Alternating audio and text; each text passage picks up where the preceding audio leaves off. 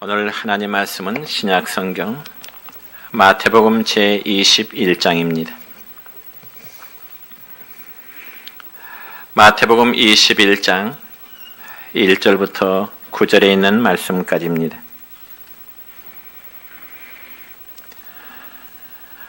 제가 말씀 봉독해 드립니다.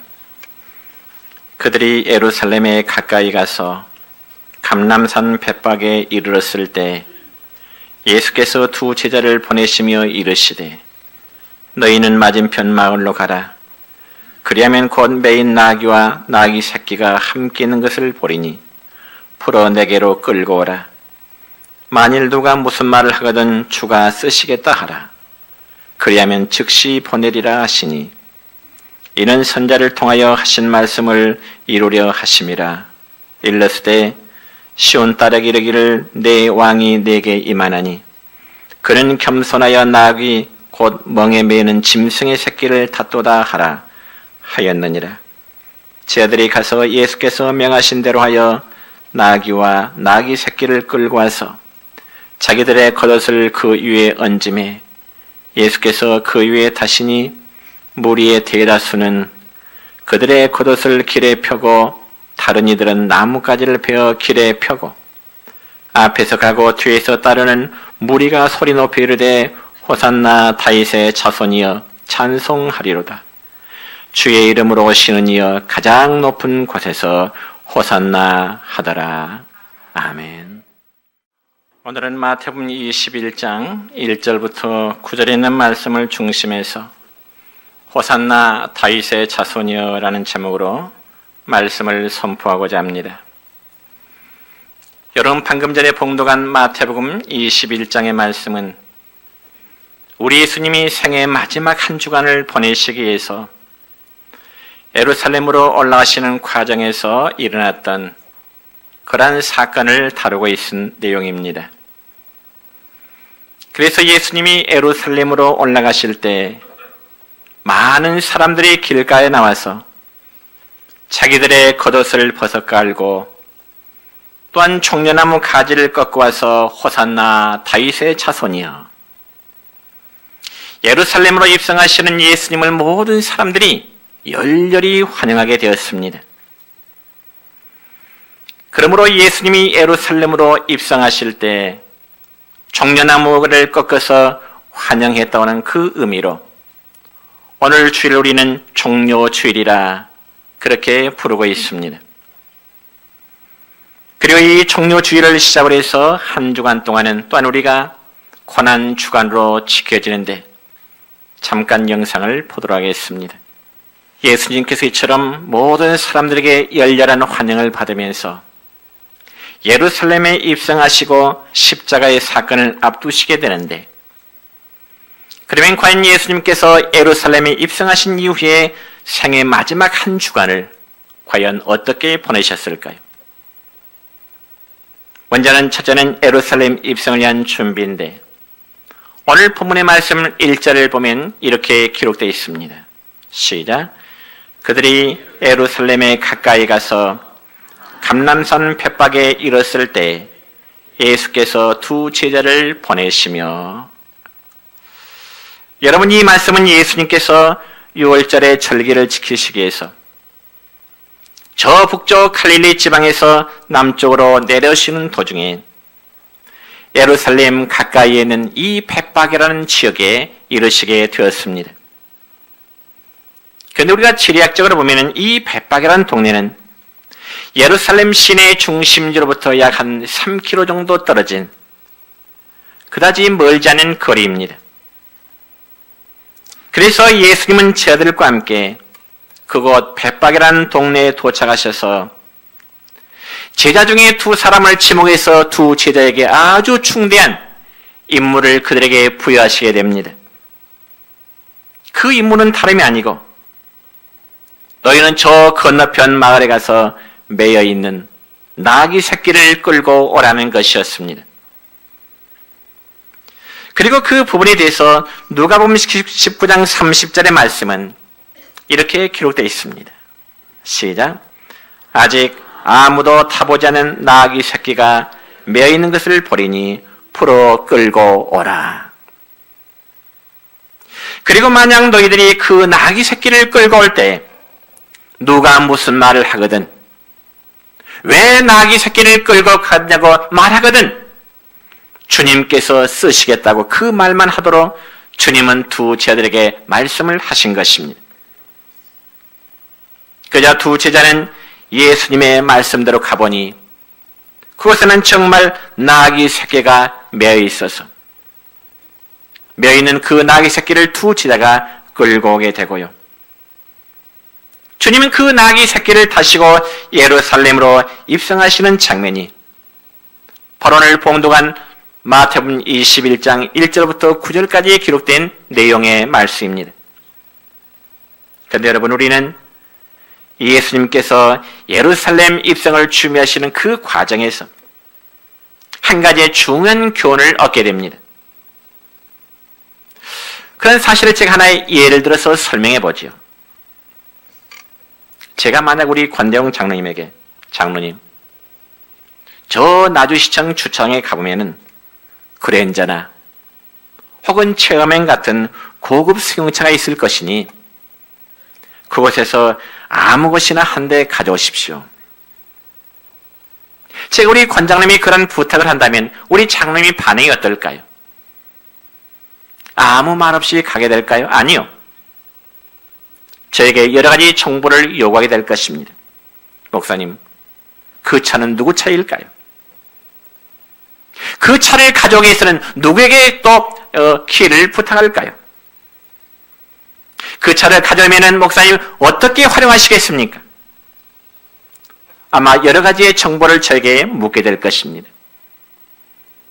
그러면 제 대답이, 장로님, 아무런 이유든지 묻지 마시고 무조건 시청 주차장에 있는 제일 좋은 수용차나 가져오십시오. 아마 제가 우리 장로님이 그런 부탁한다면 결과적으로 도적질을 시키는 꼴과 마찬가지일 것입니다. 그런데 만약 권장님이 제 말을 듣고 시청에 가보니까 정말 좋은 수용차들이 많이 있어서 그 중에 한 대를 가져올까 하고 문을 여는 순간에 마침 차 주인이 나타났습니다.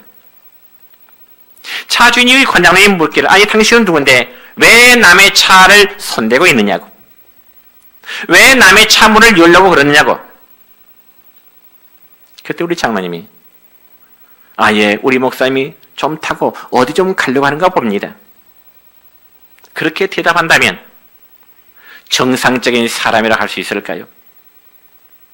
뭔가 부족한 사람들이 할 수 있는 그런 행동으로 치부할 것입니다.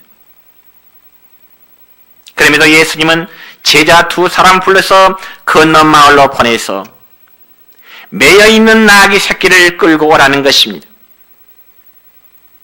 그것도 나귀 주인을 만나서 차초지종의 이야기를 다 한 다음에 나귀를 끌고 갈 테니 허락해 주십시오, 이렇게 말한 것도 아니고 무작정 나귀를 끌고 오면서 만약 주인이 뭐라 하면 그때야 우리 주님께서 쓰시겠다고 그 말 한마디면 하라는 것입니다.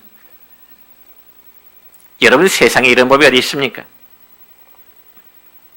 이건 심부름이 아니라 예수님이 제자 두 사람에게 도적질을 시키는 것과 마찬가지 아니겠습니까? 여러분, 혹시 제가 여러분에게 이런 종류의 심부름을 성도들에게 부탁했을 때 과연 이런 종류의 심부름을 들어줄 수 있는 분이 과연 누가 있겠습니까? 아마 좋은 심부름, 그리고 자랑스러운 심부름을 할 때는 서로 나가서 심부름을 하려고 하겠지만은 정말 곤란한 경우의 심부름 같은 경우는 할 수 있는 사람이 거의 없을 것입니다. 그런데 지금 예수님의 12 제자 가운데 지목을 받은 두 사람은 예수님이 시키시는 대로 가서 나귀 새끼를 끌고 오기 위해서 건너 마을로 가게 됩니다. 그리고 그곳에 가보니까 그는 정말 나귀 새끼가 매어 있는 것입니다. 그래서 이 두 제자는 예수님이 시키시는 말씀대로 매여 있는 나귀 새끼를 보고 부르려고 할 때 예상대로 나귀 새끼의 주인이 나타난 것입니다. 그리고는 누가복음 19장 33절의 말씀 보면 이렇게 기록되어 있습니다. 시작. 나귀 새끼를 풀 때 그 임자들이 이르되 어찌하여 나귀 새끼를 푸느냐. 여러분, 나귀 주인의 이러한 반응은 너무나 당연한 반응입니다. 자기 집에 매진 나귀를 갑자기 낯선 사람이 나타나 풀고 있으니 가만히 있을 나귀 주인이 과연 어디가 있겠습니까? 그래서 왜 남의 나귀를 풀고 가느냐고 반응을 보인 것입니다. 그러자 두 제자들의 답변은 예수님이 시키신 대로 우리 주님께서 쓰시겠다고 한답니다.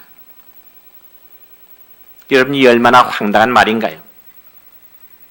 주인의 허락도 없이 매여있는 나귀 새끼를 풀면서 자기 주님이 쓰시겠다고 하니 그게 말이나 되는 소리냐 이겁니다. 물론 주님이 쓰시겠다는 말은 주님이 그 나귀 새끼를 지금 타시겠다는 말씀입니다. 그래서 주님이 타시고자 한 나귀는 어미 나귀가 아니라 바로 새끼 나귀였습니다. 그렇기 때문에 주인의 입장에서는 안 된다고 얼마든지 거절할 수 있는 그런 형편입니다. 다른 집에 힘 있는 나귀들도 많을 것인데 왜 하필이면 자기 집에 힘없는 나귀 새끼를 끌고 가느냐고. 내가 아직 한 번도 안 타보고 아직 한 번도 멍에를 매보지 아니하고 한 번도 일해보지 아니하는 내 나귀 새끼를 왜 끌고 가느냐고 얼마든지 거절할 수 있는 그런 상황이었습니다. 그럼에도 불구하고 성경에 보니까 이 나귀 주인은 망설임도 없이 주님이 쓰시겠다고 하니까 그대로 나귀 새끼를 두 제자들에게 내어주는 것입니다. 그러므로 이 본문의 말씀은 아주 단순한 말씀으로 기록되었지만은 구속사적인 관점으로 볼 때 매우 중요한 의미가 있는 것입니다. 저기 나귀 새끼의 주인은 주님께서 쓰시겠다는 그 말씀에 정말 올바른 청지기 의식을 가지고 있었던 것입니다. 즉 내 것이기도 하지만은 내 것이기 이전에 나의 모든 것은 다 주님의 것이라고 하는 그러한 의식이 있었다는 말입니다. 성도 여러분에게 이러한 의식이 있으십니까? 나의 물질도 나의 시간도 나의 생명도 나의 모든 것이 다 주님의 것입니다 하는 여러분 믿음이 있기 전에는 절대로 주님을 위해서 귀한 것을 드릴 수는 없는 것입니다. 그러므로 나귀의 주인 역시 자기의 나귀를 끌고 가는 제자들을 책망하여 그냥 쫓아보낼 수 있었겠지만은 예수님께서 쓰시겠다고 하니까 아무런 조건 없이 내어주게 된 것입니다. 여러분 이럴 수 있을까요? 이런 일이 정말 가능할 수 있겠느냐 그 말이죠. 솔직히 우리에게는요. 나의 작은 소유라도 쉽게 포기하지 않으려 하는 것이 어쩌면 인간의 보편적인 마음일 것입니다. 그리고 가능하면 당신의 것도 내 것이 되기를 원하는 것이 인간의 욕심된 마음입니다. 그렇지만 주님께서 쓰시고자 하실 때 자기의 나귀 새끼를 제공하는 것이 주인에게 있어서는 큰 기쁨이 될 수 있었던 것입니다. 이처럼 진정한 청지기의식을 가진 자는 모든 소유를 다 주님의 것으로 인정하게 되는 것입니다. 그래서 주님이 필요하시다면 주님의 뜻대로 하시옵소서. 나의 생명도 나의 것인 줄 알지만은 오늘 저녁 주님이 불러가시면 나의 생명, 여러분의 생명 아니지 않습니까? 그럼 오늘 본문의 말씀에 보면 이름도 알 수 없는 나귀 새끼의 주인과 누군지 이름을 밝히지 아니하는 예수님의 두 제자, 그들은 바로 예수님의 인류 구원을 위한 예루살렘 입성을 위해서 귀한 것을 위해서 또한 준비된 믿음의 사람들이 된 것입니다. 그 그 외에도 예수님이 한 주간 고난 주간을 보내실 때 정말 예수 앞에 나와서 등에 예수님을 위해서 향유를 뿌린 연이 있었는가 하면, 또한 예수님께서 십자가를 등에 지고 골고다로 향하시는 모습을 보다가 억지로 잡혀서 예수님 대신 십자가를 대신 지고 올라갔던, 골고다로 올라갔던 구레네 사람 시몬도 있었습니다. 그러면 여러분이요, 때로는 우리가 하기 싫은 일, 때로는 귀찮은 일, 때로는 피하고 싶은 일들이 우리가 세상을 살아가는 데 있어 얼마나 많이 있습니까? 그러나 그 일을, 그리고 그 짐을 내가 지고 그 역할을 내가 했을 때 지나고 보면 그것이 내게 기쁨이 되고 내게 복이 되는 줄 믿으시기를 바랍니다. 여러분이요, 우리 기독교의 신앙은 십자가 없는, 멸류관은 없는 것입니다. 그래서 어떤 사람이 말하기를 기독교는 no crown이란, 즉 십자가 없는, 영광은 없다고 하는 그런 의미 있는 말을 했습니다.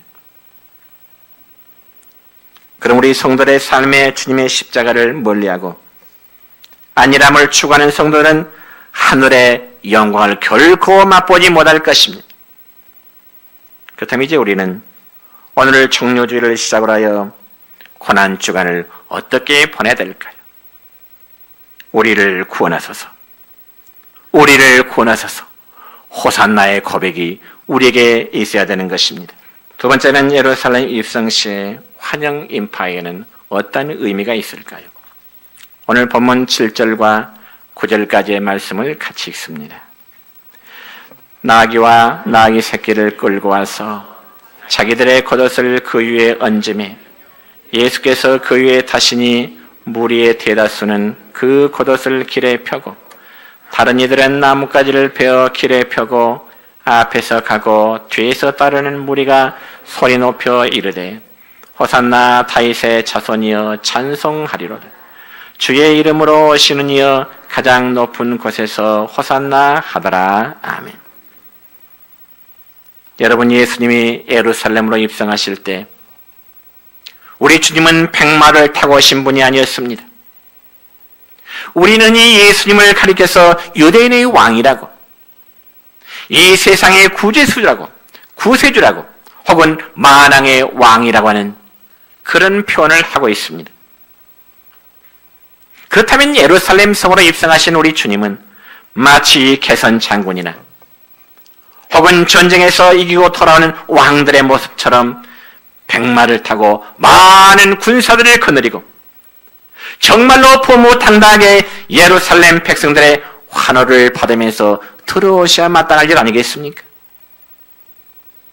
그러면 오늘 본문의 말씀 보면은 정말 힘없고 연약하기 짝이 없는 조그만 나귀 새끼, 그것도 큰 어미 나귀가 아니요 초라한 나귀 새끼를 타시고 예수님께서 예루살렘으로 들어오신 것입니다. 정말로 구약성경 스가랴 선자의 예언대로 예수님은 나귀 새끼를 타시고 평화의 왕으로, 겸손의 왕으로 예루살렘에 입성하시게 된 것입니다. 그때 모든 사람들이 나와서 호산나 다윗의 자손이여, 호산나 다윗의 자손이여, 예수님을 열렬히 환영하게 되는 것입니다. 여러분, 여기 호산나라는 말은 우리를 구원하소서, 우리를 구원해 주세요. 그런데 원래 이 말은 시편 118편 25절의 말씀 보면 여호와여 구하옵나니 이제 구원하소서에서 나오는 말입니다. 그리고 호산나라는 이 말은 원래 이스라엘 백성들이 이 초막절의 절기를 지킬 때 여호와의 제단 주위를 빙빙 돌면서 호산나 호산나, 여호와여 우리 백성들을 구원해 주세요, 여호와여 이 백성들을 구원해 주세요, 하나님을 찬송하며 하나님께 간구하는 기도의 내용이 되게 되어 있습니다. 그러니까 호산나면 우리를 구원해 주세요 하는 뜻이기 때문에 그 자체가 하나님께 드려진 기도가 되는 것입니다. 그래서 백성들은 예수님께서 나귀 새끼를 타시고 예루살렘으로 입성하시자 그들은 하나같이 열광적이었습니다.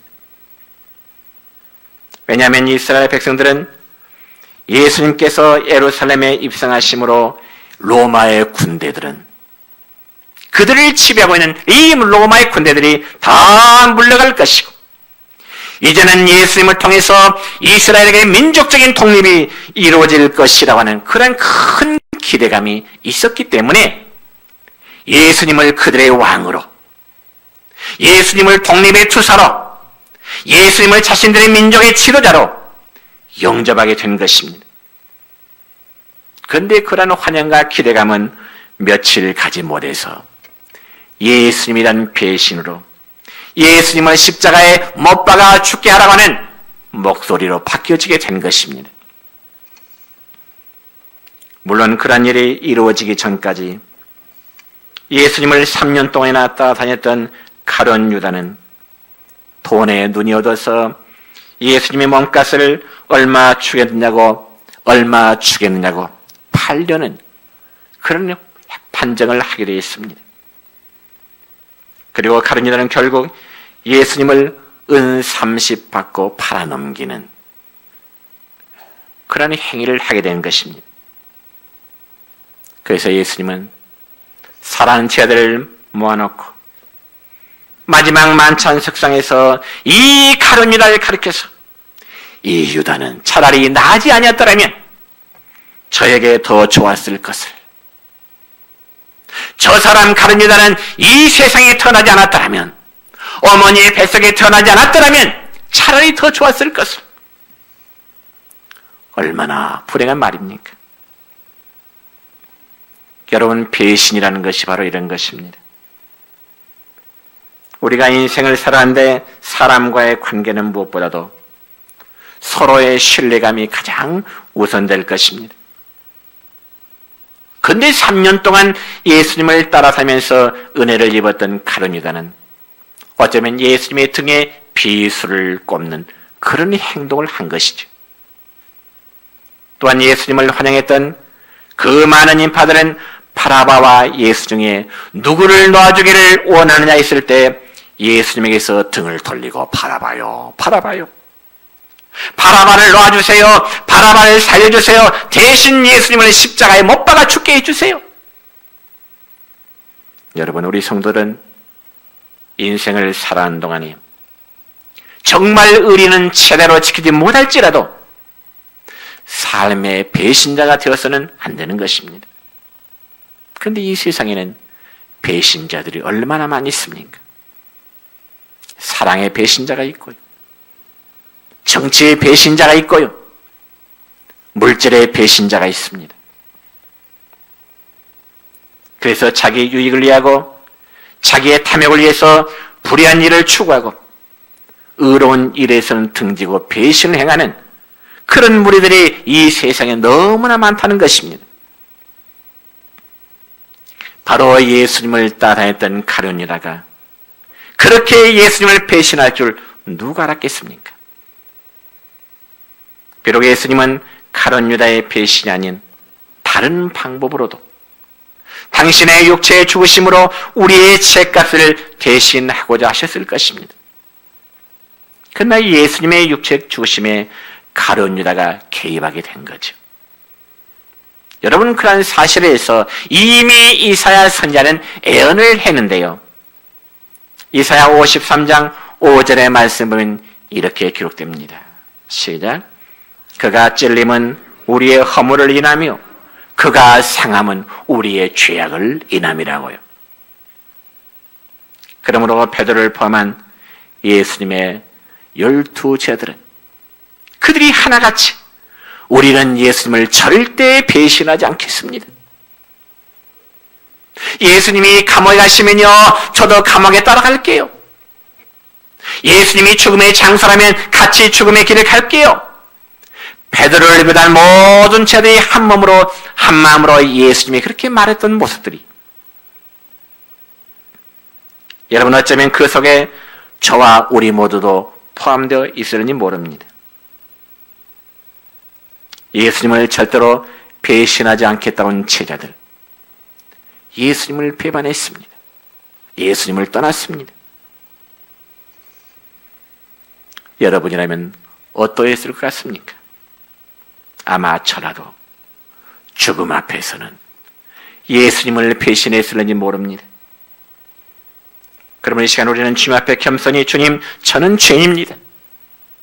저는 연약합니다. 이라는 고백이 우리에게 있어야 됩니다. 그 사나비 한 주간을 보내면서 정말 겸손한 자세로 주님께서 나를 위하여 자기 존재 전부를 통째로 주시는데 과연 나는 주님을 위해서 무엇을 할 수 있는가? 무엇을 해드릴 수 있을까? 곰곰이 점검해 봐야 되는 것입니다. 그리고 이 고난한 한 주간은 우리의 삶을 다시 한번 주님 앞에 냉정하게 재평가받는 그런 기회가 될 수 있길 바랍니다. 그럴 때 정말 하나님께서 우리에게 예배해 두신 놀라운 복을 받게 될 것입니다. 고난 주간의 의미를 의미 있게 보내시는 한 주간 되시기를 우리 주님의 이름으로 축원합니다.